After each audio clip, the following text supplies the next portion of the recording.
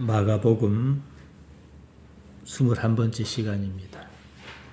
하나님의 나라를 어떻게 말할꼬?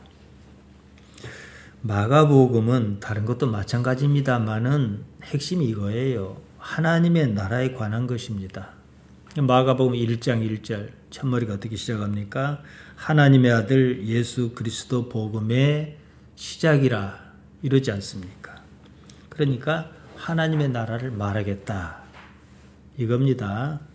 물론 예수님의 십자가와 부활, 승천 후에 제자는 하나님의 나라를 깨달았고 그렇게 살았지요. 그러니까 우리가 읽은 이 시점은 그 이전이라는 것을 염두에 두고 보셔야 합니다. 하나님의 나라를 설명하기 어렵다는 거예요. 근데 딱 우리는 십자가 이후에 살고 있지만서도 딱 이런 상황이에요. 반드시 하나님 나라에 대해서 분명한 개념을 가지고 있어야 합니다.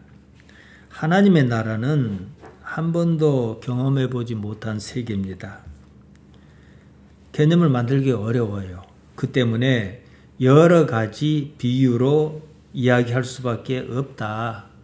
이런 고민이 마가복음 4장 30절에 나타나 있지 않습니까? 또 가라사대 우리가 하나님의 나라를 어떻게 비하며 또 무슨 비유로 나타낼꼬? 조금 전에 말씀드렸습니다. 나중 제대하는 그 나라를 알지만 지금은 그 전이에요. 이게 설명할 방법이 없는 거예요.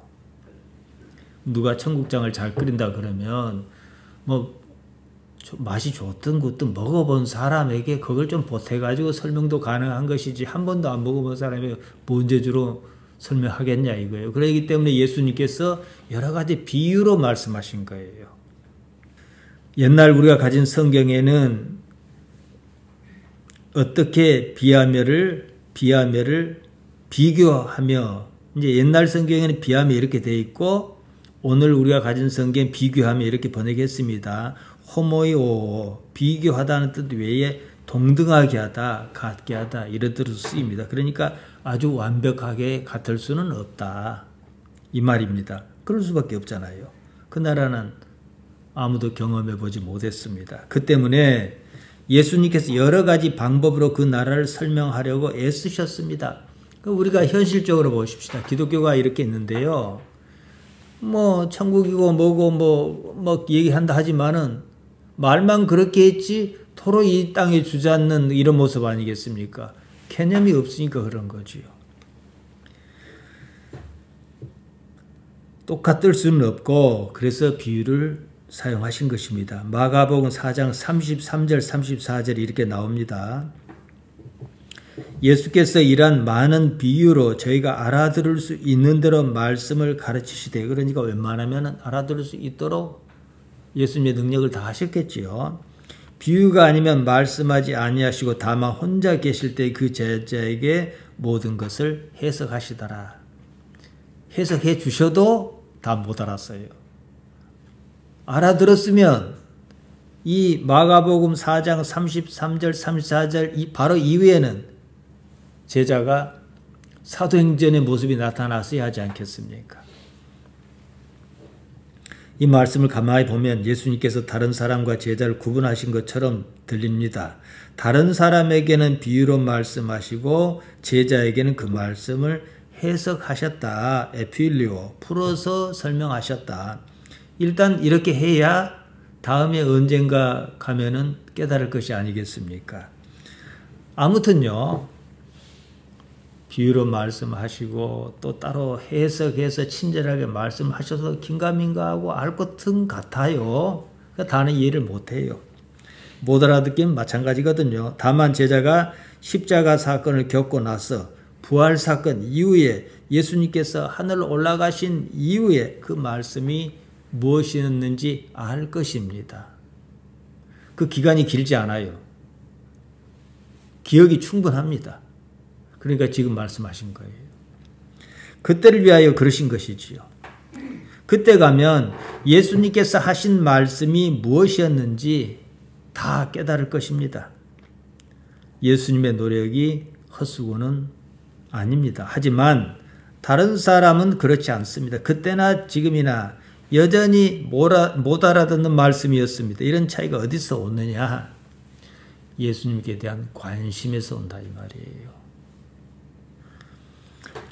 제자라 하여 말씀하실 그 당시 하나님의 나라를 다 깨달아 한 것은 아니었습니다. 제자는 예수님께서 당연히 마땅히 유대인의 왕으로 오신 줄 알았습니다. 유대인의 나라가 어디예요? 저 하늘에 있습니까? 아니에요. 오늘날도 유대인에게는 그런 개념이 없어요. 땅의 왕이지요. 이스라엘의 왕이지요. 예수님의 영광이 십자가로서 얻으실 영광인 줄 까맣게 모르고 있었습니다. 그러니 하늘나라 어찌 알겠습니까? 관념이 선제적으로 작동했습니다. 관념이 사실을 알지 못하게 가로막았다는 겁니다. 그 때문에 야고보와 요한은 물론 나머지 제자조차도 영광의 그 나라가 오면 서로 먼저 한 자리 찾아야겠다고 그 야단이었지 않습니까? 마가복음 10장 37절 이하에 나옵니다. 여짜오되 주의 영광 중에서 우리를 하나는 주의 우편에 하나는 좌편에 앉게 하여 주옵소서. 이스라엘의 왕으로 오신 줄로 믿었다는 거지요. 지금 우리가 생각하는 우리는 다 믿진 않아도 개념이 살짝 다릅니다. 그 나라를 생각하지 않은 거지요. 예수님께서 제자에게 하나님의 나라를 말씀하셨습니다. 그 나라는 그들에게 아직 이르지 않았습니다. 이르렀어도 몰랐습니다. 무슨 변화를 겪지 않은 이상 보통 정신으로서는 이해할 수가 없었습니다. 자기들 관념에 따라 그 나라를 생각했고 믿었습니다. 미래는 경험해 보지 않은 세계입니다. 지금 당장 우리의 미래 또한 마찬가지입니다. 내일이나 모레는 아직 다가오지 않았습니다. 아직 경험해 보지 않은 미래 세계를 이해하는 방법이 뭐겠습니까? 과거입니다. 지난날 무엇을 경험했느냐, 이것이 미래를 이해하는 기준이에요. 왜냐? 그건 안 가봤으니까요. 경험이 쌓이고 또 쌓여 관념으로 자리 잡습니다. 그것을 가지고 미래를 판단하는 거예요. 그리고 어떤 일에 대해서 사람이 좋은 경험을 많이 가지고 있으면 좋게 생각해요. 그러나 어떤 일에 대해서 어렵고 힘든 경험이 많으면 그걸 좋지 않게 생각한단 말이죠. 그래서 사실 가봐야 아는 거예요. 그런데 대부분 이것이 꼭 틀리다 말할 수도 없어요.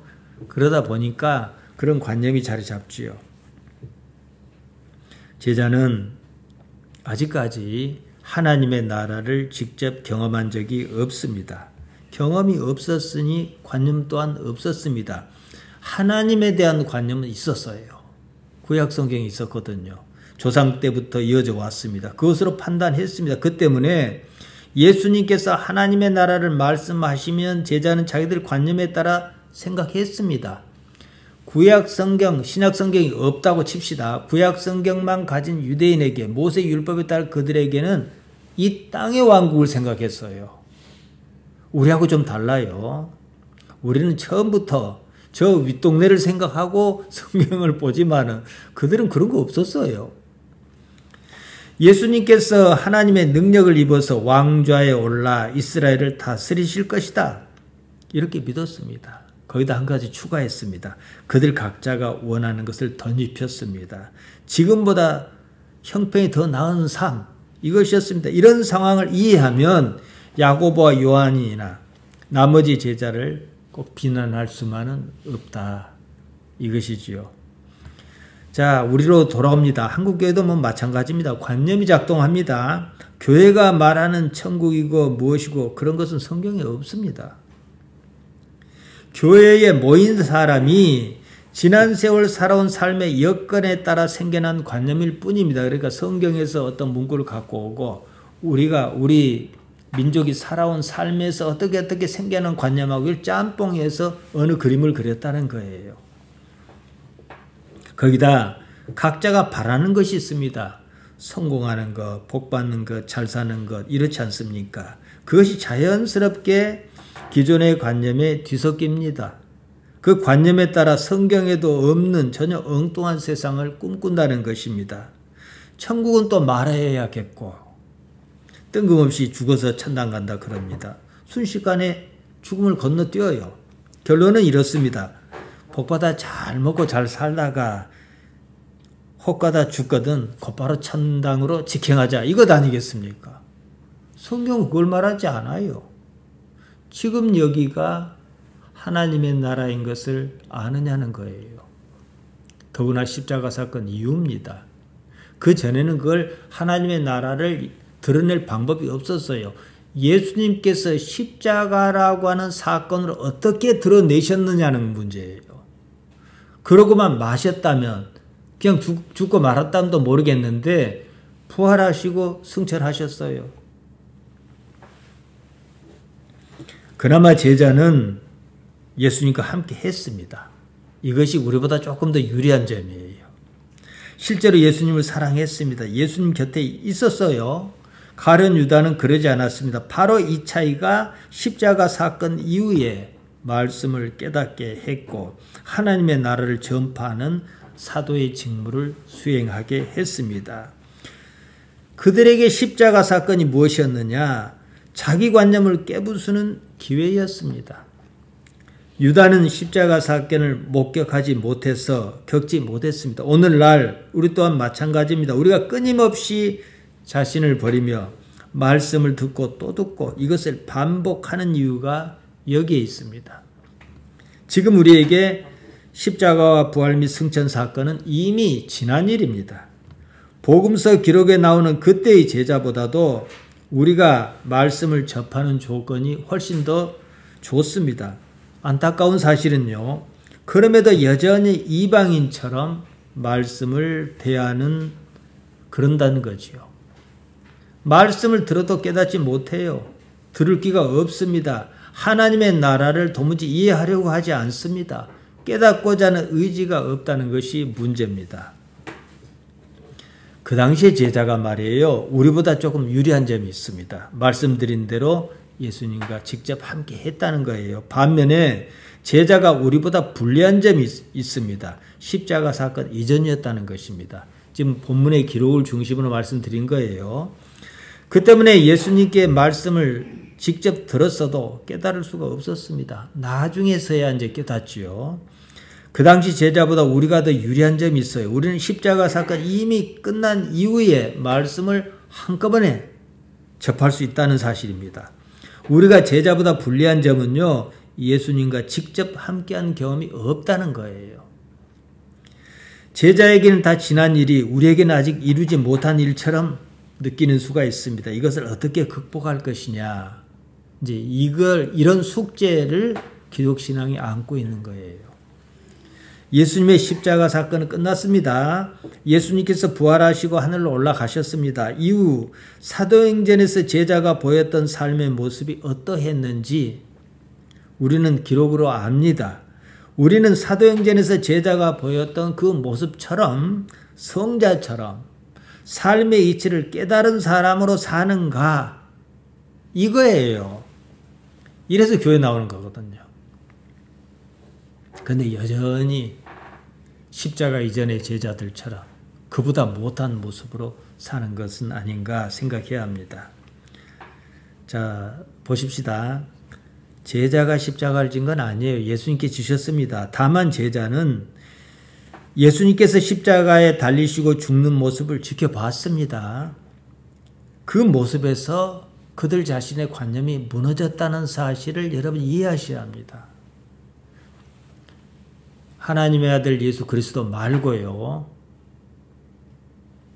능력 있고 하늘로서 오는 어떤 말씀의 권능이 있고 성품이 좋고 내가 그분을 존경하고 사랑하고 따랐습니다. 그것도 사실이고 그 나라가 임하면은 그래도 지금보다 나은 삶일 것 아니냐. 이런 기대를 한껏 안고 예루살렘으로 올라갔어요.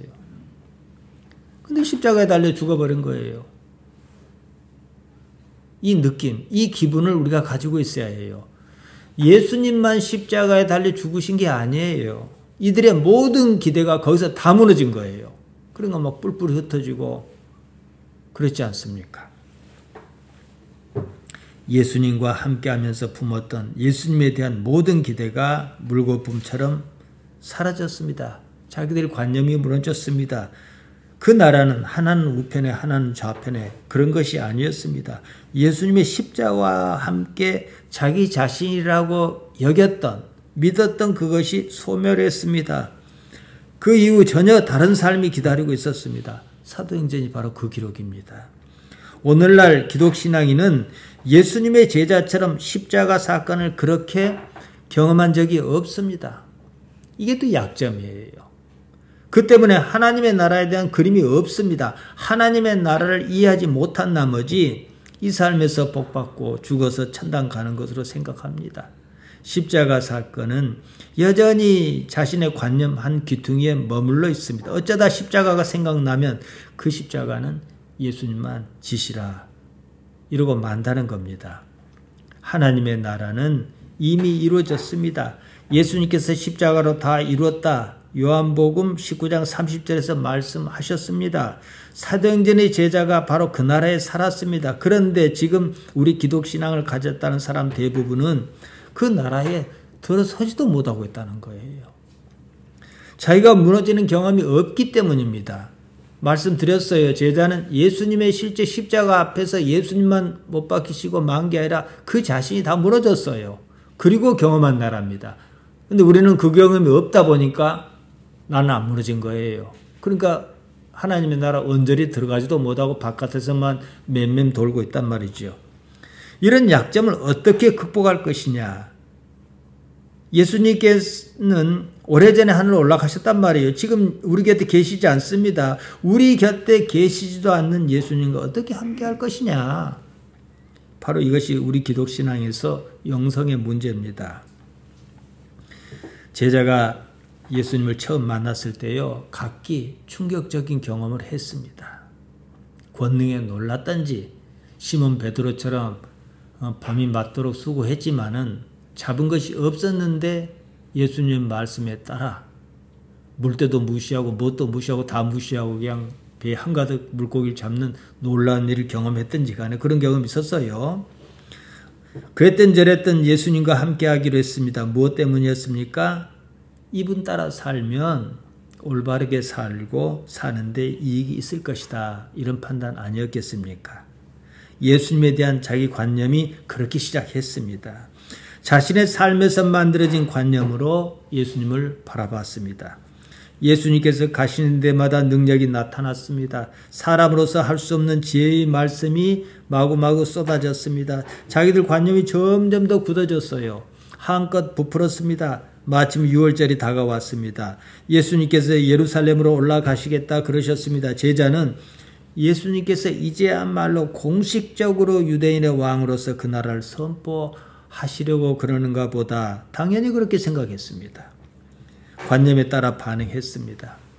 이런 상황에서 가룟 사람 유다는 무슨 낌새를 느꼈습니다. 이것이 아니다 싶은 거예요. 이상한 쪽으로 흘러갔다는 걸 감잡았습니다. 자기가 생각한 것과 예수님의 생각이 같지 않다는 무엇을 느꼈습니다. 그 길로 어쨌습니까? 대열에서 이탈했지요. 나머지 제자는 눈치가 없었습니다. 십자가를 전혀 예상하지 못했습니다. 예수님께서 그 말씀을 안 하신 것도 아니었습니다. 자기들 관념이 그런 사실을 알지 못하게 눈을 가로막았습니다. 예수님께서 예루살렘에 올라가서 십자가에 달려 죽으시리라는 말씀을 분명히 들었으면서도 못 들은 것으로 했습니다. 예수님께서 예루살렘으로 올라가셨습니다. 기대가 한껏 부풀어 올랐습니다. 야단이 났지요. 요한복음 12장 13절입니다. 종려나무 가지를 가지고 맞으러 나가 외치되 호산나 찬송하리로다 주의 이름으로 오시는 이 곧 이스라엘의 왕이시여 하더라. 이들은 진짜로 예수님께서 땅의 나라, 땅 이스라엘의 왕으로 오시는 줄 알았습니다. 그들은 예수님께서 호 바실리우스 투 이스라엘의 왕으로 오신 줄로 믿었습니다. 그런데 웬걸? 십자가에 달리고 마신 겁니다. 품었던 그 기대가 와르르 무너졌습니다. 자기들 관념이 깡그리 무너졌습니다. 이것이 십자가 사건입니다.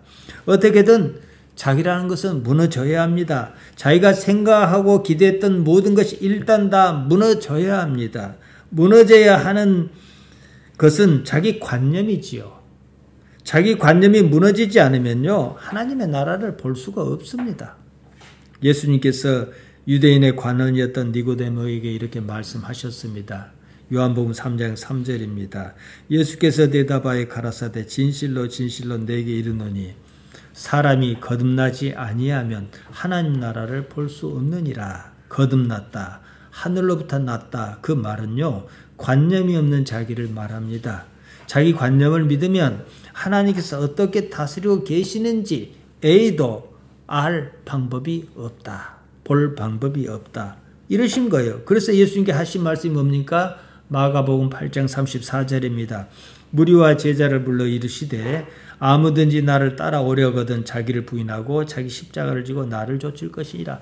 아니, 생각해 보십시오. 우리가 이것저것 다 떠나서 예수님을 따른 이유가 뭐겠어요? 우리가 좀 더 나은 삶, 좋은 의미에서 복받아 잘 살자고 따른 것인데 자기를 부인하고 자기 십자가를 져라, 이게 안 맞잖아요. 그렇게 생각하면요. 어떻게든 이 문제는 이해를 하든지 극복하든지 해결해야 하는 문제예요. 하나님의 나라는요, 자기라는 것을 버려야 보이는 나라입니다. 하나님께서 다스리시는 그 나라를, 자기를, 헤아우트, 그 자신을 아파르네오마이, 포기해야만 보인다, 이 말씀이거든요. 이런 나 말고, 기존의 나 말고 또 다른 나, 새로운 나로 하나님께로부터 다시 태어난 것입니다. 거듭났다는 말, 겟네데 아노덴, 위로부터 났다, 하나님으로부터 났다, 이 말이거든요. 나아가 나를 버려 하나님을 얻고자 하는 그것입니다. 우리가 죽습니다. 죽음이 없으면 종교도, 이런 종교도 생겨나지 않았을 겁니다. 분명한 사실이에요. 죽는 날 우리가 그토록 바랐던 모든 것은 아무런 소용이 없다는 사실입니다. 죽는 그때 가보면 아무런 소용이 없는 것을 가지고 내가 그 야단했구나라고 깨달아요. 그러면 우리는 십자가 달려 죽었다 생각하고 지금부터 그 깨달음으로 살면 어떠하겠습니까? 그 때문에 반드시 다스리는 무엇이어야 한다. 죽어도 소용이 있는 것이어야 한다. 이게 바로 우리 기독신앙이에요. 우리가 기독교 하지 않습니까? 기독교를 하면요, 우리만 있는 것은 아니에요. 크게 나누어 천주교, 우리는 천주교라 그럽니다. 원래 천주교, 기독교가 다 포함하는 거예요. 또 동방교회도 있어요. 그 다음에 우리 개신교입니다. 원래는 하나였는데 동방교회로 떨어져 나가면서 원래 있던 기독교는 이제 서방교회다, 이렇게 이제 이름을 부르기도 했습니다. 나중에 개신교가 나왔지요. 동방교회를 동방정교회라고 합니다. 동방정교회는 로마를 중심으로 하는 기존의 서방교회와 분리해서 생각하는 이름입니다. 동방정교회는 동로마 제국의 수도, 지금은 이제 터키의 그 이스탄불이라고 하는 도시가 있어요. 그게 원래 이름이 콘스탄티노플입니다. 콘스탄틴 대제가 수도를 글로 옮겼던 거예요. 나중에 이제 이슬람이 거기를 차지하면서 바뀐 거지요. 거기를 중심으로 다른 색을 띠며 발전했습니다. 그러다가 1054년에 분리한 것이 동방교회입니다. 거기서도 뭐 여러 가지로 나눠요. 지금 뭐 그리스 정교회, 러시아 정교회, 우크라이나 정교회, 조금씩 다 다릅니다. 우리 개신교는요, 16세기의 종교 개혁으로 천주교, 서방교회, 로마 가톨릭이지요. 거기서 분리해서 나왔습니다. 여기서도 분파가 많습니다만 딱 지금 우리 입장에서 본다면 천주교나 동방교회나 조금 이상해요. 오늘날 뭐 개신교도 뭐 이상하기는 마찬가지겠습니다만은 우리는 성경에 나오는 예수님의 제자를 뭐라 부릅니까? 사도라 합니다. 베드로나 요한이나 이런 사람을요, 예수님과 함께 했고 이후에 예수님의 십자가와 부활 사건, 승천 사건을 목격한 사람입니다. 로마교의 전통은 예수님의 사도에서 또 그 다음으로 이렇게 이어진 것입니다. 그래서 오늘날 교황이 있어요. 가끔 TV에서 교황청 미사 장면 같은 게 나오지 않습니까? 강단에 예수님의 십자가가 달린 조형물만 있지 예수님의 흔적은 교회당 어디에도 없습니다. 교황이 잘 차려입은 모습에서 예수님이나 그 제자의 모습을 가늠할 수가 없습니다. 상징이 실제를 대신했습니다. 실제가 상징으로 바뀌어 교회당 뒤편 어딘가 처박혀 있는 모습이다 이거죠. 동방교회도 말할 것도 없습니다.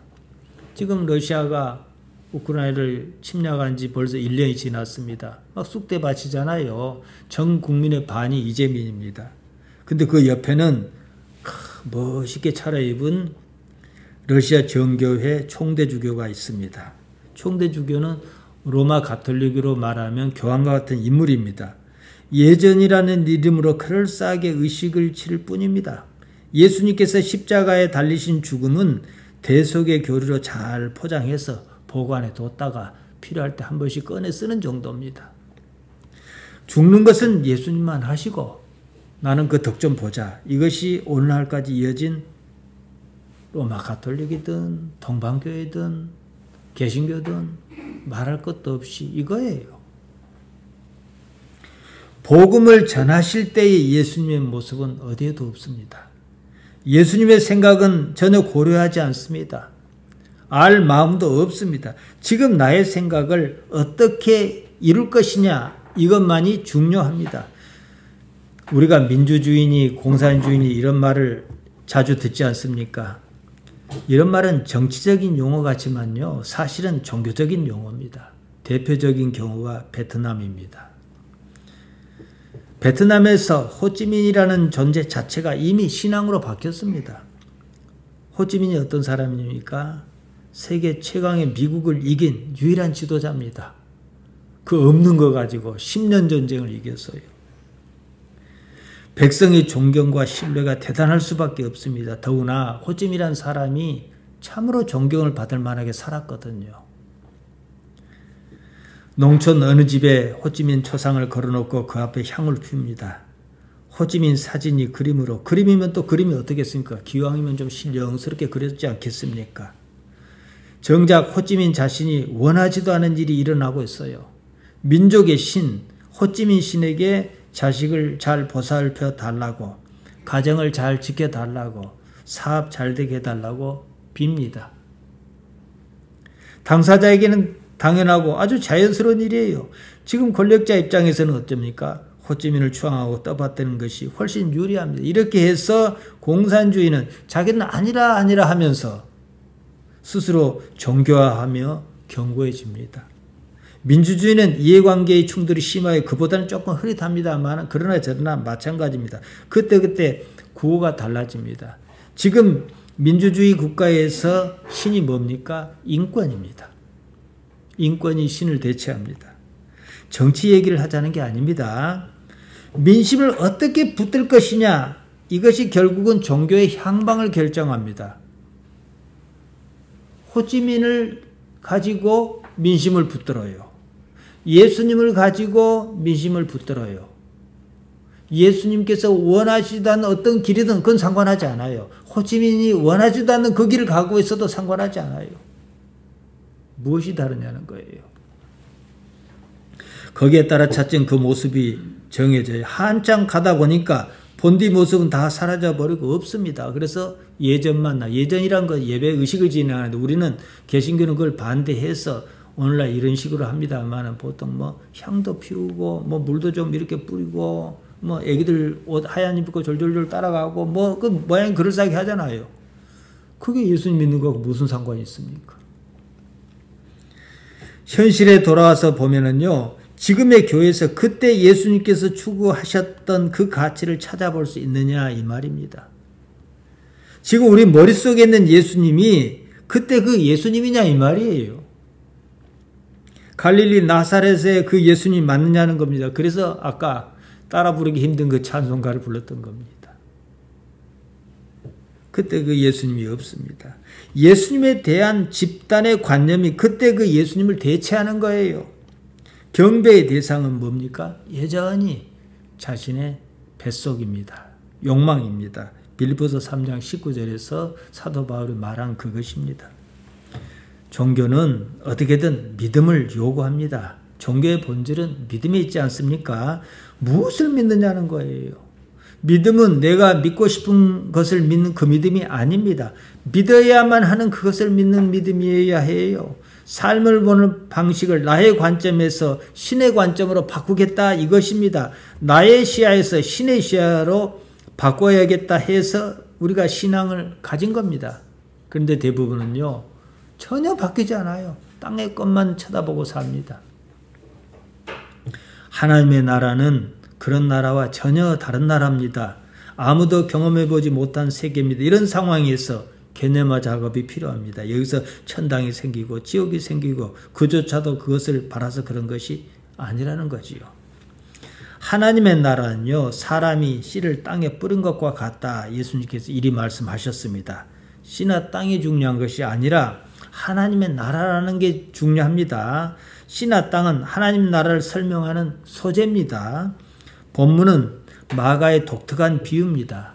우리가 2주 전에 보았지 않습니까? 거기서는 씨를 마구잡이로 뿌려요. 그러면 돌짝밭에 떨어지고 길가에 떨어지고 가수이던 물에 떨어지고 좋은 땅에 떨어지고 그러면은 살려면 사는 거다. 이렇게 말씀하셨어요. 토지를 비유로 들어 말씀하셨습니다. 여기서는요, 땅에 떨어진 씨앗이 어떻게 자라는가 이것입니다. 물론 씨앗이 발아하고 자랄 만한 토지여야겠죠. 일단 조건만 갖춘다면 씨앗 자체가 스스로 자라난다는 거예요. 자, 우리에게로 옵니다. 우리에게서 우리가 그 밭이라면 어떤 조건을 갖춰야겠습니까? 내 자신보다도 하나님에 대한 관심이 있어야 한다는 거예요.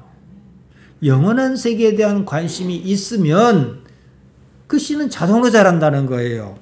마가복음 4장 28절입니다. 땅이 스스로 열매를 맺되 처음에는 싹이요 다음에는 이삭이요 그 다음에는 이삭에 충실한 곡식이라. 우리 농사를 지어봐도 잘 아는 일 아니겠습니까? 근데 땅이 스스로 열매를 맺되 스스로란 말이 아주 재밌습니다. 아우토마토스입니다. 영어로 오토매틱입니다. 저절로 자란다, 자동으로 자란다 이 말입니다. 땅만 좋으면 관심만 있으면 씨앗이 그냥 자란다는 거예요. 그럼 자, 어디다 관심? 어디다 관심을 가져야 합니까? 하나님이지요. 하나님 나라니까요. 근데 말은 그래놓고 하나님께는 별로 관심이 없어요. 나한테 관심이 많아요. 그럼 이미 그 땅은 좋은 땅이 아니지요.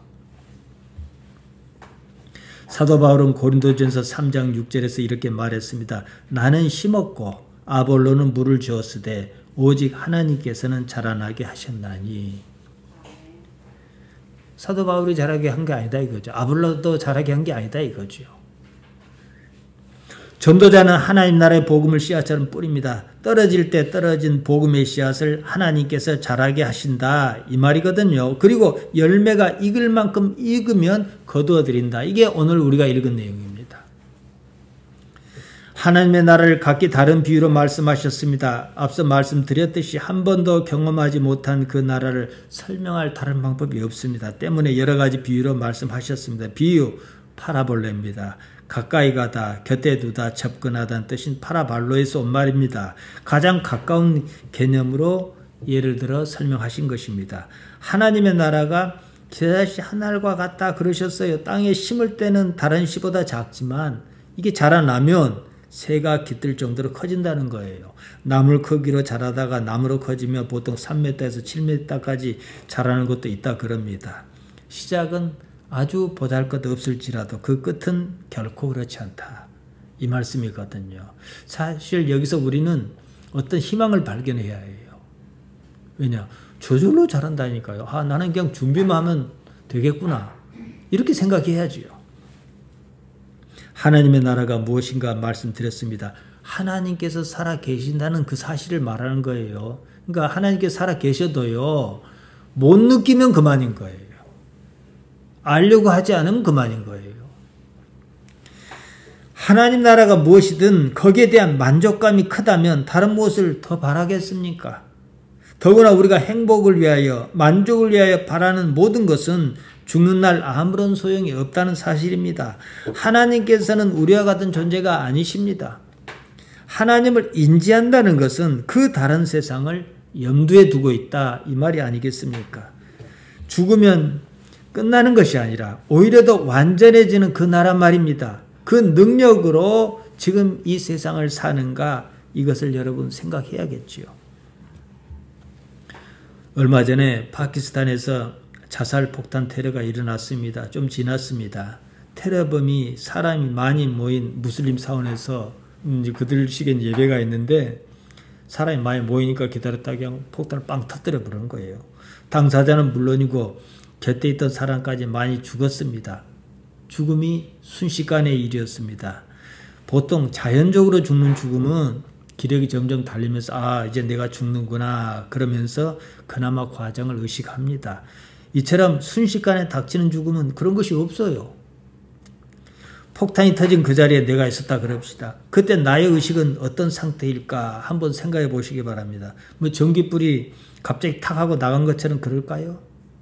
무신론자는 아무런 생각 없이 그럽니다. 의식의 주체는 납니다. 나는 육체를 기반으로 존재합니다. 육체가 어느 순간에 갑자기 사라졌어요. 옆에서 폭탄을 까가지고 그냥 사라져버렸어요. 그럼 나는 어디에 있을까요? 육체는 내가 아닙니다. 나의 육체, 나의 머리, 나의 눈, 나의 입, 나의 육체 이러잖아요. 그러니까 의의 주체가 있잖아요. 육체가 나에게 속해 있다 이 뜻입니다. 근데 육체가 사라졌어요. 그러면 내가 사라진 것일까요? 나는 내 육체가 사라지는 것을 목격합니다. 그렇다면 육체가 사라져도 나는 여전히 존재하는 뜻이 아니겠습니까? 사실 믿든지 말든지 이것을 전제하고 기독신앙이 있는 거예요. 나를 벗어나서 다른 나를 바라보는 존재, 이것을 대자적 존재라고 합니다. 독일 철학자 헤겔이 사용한 개념입니다. 나를 대하다. 이거거든요. 저의 개념은 이렇습니다. 자기를 벗어나서 자기를 바라보는 그 존재가 바로 나라는 겁니다. 따라서 우리는 평소에 자주 자기를 벗어나야 합니다. 인간만 그럴 수 있어요. 여러분이 나를 다른 나처럼 바라보는 안목이 있어요. 아까 내가 무슨 행동을 했어요. 그럼 그 그림이 있지 않습니까? 조금 멀찍이 서서 자기를 바라보는 연습을 부단히 해야 합니다. 자기를 객관화하려는 겁니다. 나아가 객체화하는 겁니다. 그때 나는 나의 오류에서 벗어납니다. 나의 오류, 나라는 것의 오류, 이것이 뭐냐? 우리 성경이 죄라고 번역한 하마르티아입니다. 생각하는 대로 살지 않으면 사는 대로 생각한다. 프랑스 문학가 폴 발레리가 한 말입니다. 무슨 말이냐면 이 상당히 의미가 있어요. 나의 의지가 없는 삶은 결국 삶에서 만들어진 의지, 육체가 요구하는 그것이 자기 의지인 줄 알고 산다 이 말이에요. 나라는 것을 나타내는 가장 중요한 개념이 뭡니까? 자유의지라 그럽니다. 자기 스스로 생각하고 결정하는 의지입니다. 의지의 주체가 나다 이 말이거든요. 의지의 주체가 나일 때 나는 생각한다 이렇게 말할 수 있습니다. 의지의 주체가 내가 아니라 만약 육체라면 나는 생각한다 이 말은 아무런 의미가 없습니다. 육체가 생각하는 것을 내가 생각하는 것이라고 믿을 뿐입니다. 여기에 중요한 한 가지 실험이 있습니다. 미국의 신경과학자 벤자민 리벳의 이른바 자유의지 실험이라 그럽니다. 리벳은 이 실험 참가자에게 뇌파 측정 장치를 여기다 막 붙였어요. 그래서 뇌파가 어떻게 반응하는지 보려고요. 버튼을 하나 주고 당신이 이것을 누르고 싶다는 생각이 들 때, 의지가 있을 때 이거 누르라 그랬습니다. 결과가 예상과 달랐습니다. 손가락을 내가 움직여야지 하는 의지가 생기기 전에, 버튼을 누르기 전에 뇌파가 먼저 반응하더라는 거예요. 뇌가 전기 신호를 먼저 보내고 거기에 따라 의지가 생기며 마지막으로 손가락을 움직이는 행동이 나타났습니다. 모든 판단은 뇌가 뭡니까? 육체의 일부잖아요. 육체가 했다 이 말이에요. 의지 이전에 뇌가 먼저 움직였습니다. 실제로 대부분의 생각은요, 자기가 처한 삶에서 자유롭지 못합니다. 여기에 대해서 히브리 대학교 역사학자 유발 하라리가 한 말이 의미가 있습니다. 인간은 선택을 하지만 그 선택은 독립적이지 않다. 모든 선택은 자신이 선택하지 않은 생물학적, 사회적, 개인적 조건에 영향을 받는다 그랬습니다. 한마디로 의식적으로 한다기보다도 육체가 거의 자동적으로 그런다 이 말이거든요. 우리는 이 말을 부인 못합니다. 운동 경기 중에 테니스나 탁구 경기 같은 경기를 보면요, 공이 눈에 보이지 않을 정도로 무척 빠릅니다. 언제 생각하고 공을 칩니까? 쳐놓고 생각하지요. 우리가 말을 합니다. 그럼 대부분의 경우는요, 말하고 나서 생각합니다. 방향만 조금씩 조정할 뿐이에요. 의지에 앞서 뇌파가 먼저 움직인다는 거죠. 그 다음에 내가 어떻게 해야겠다 의지가 생기고 위에 동작합니다. 육체가 다 알아서 할 것 같으면 나는 도대체 뭐라는 말인가 생각해야겠죠. 육체는 내가 아닙니다. 나 또한 육체가 아닙니다. 나와 육체는요, 어떤 관계냐? 협업 관계입니다. 어떤 이유에서인지 모르지만 서로 필요에 따라 함께할 뿐입니다. 살면서 육체의 요구에 익숙한 나머지 육체가 나라고 착각하는 거예요. 당장 육체가 고통을 안기면 괴롭기 때문입니다. 그나마 다행인 것은 죽는 날이 가까워지면 육체의 고통에 둔감해진다는 사실입니다. 그때는 육체와 나를 손쉽게 분리할 수 있습니다. 지금 저보다도 우리 집사님들은 나이를 더 잡수셨어요.